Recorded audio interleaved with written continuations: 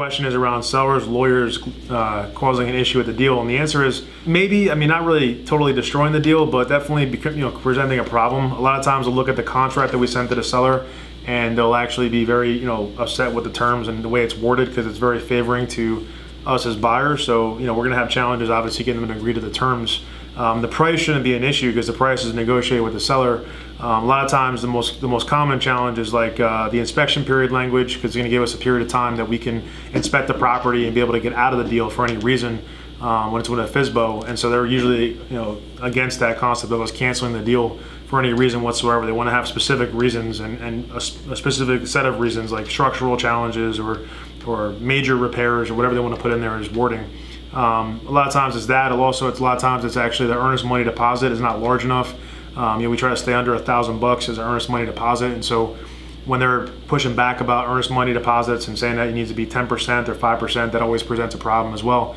But with all those scenarios, there's ways of going around it. So for sure, if you have a deal and you're having challenges negotiating the deal and you want to work on something, maybe you want to use our assistance to do that, definitely give us a holler, reach out to us, and we'll see if we can help you out in negotiating with the attorney or at least giving you some advice on what you can do next to handle that situation. It just depends on what the challenges are. It depends on what questions or what issues they have with the contract. Attorneys, typically, I hate to say this, but it's just a reality. And maybe I'll bring one of my attorneys onto one of the next Q&As we have. But attorneys, can either make or break a deal, basically. And usually they break a deal, unfortunately. It's just the way it works.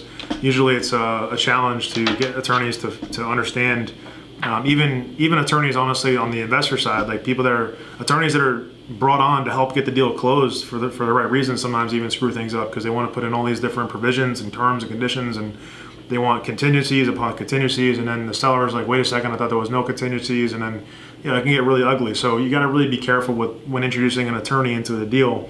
The best thing to do is have some basic paperwork if you're dealing with FSBOs for sale by owners, and use that paperwork effectively, understand how it works, understand how to use it, and don't have to rely on an attorney with FSBO type of deals.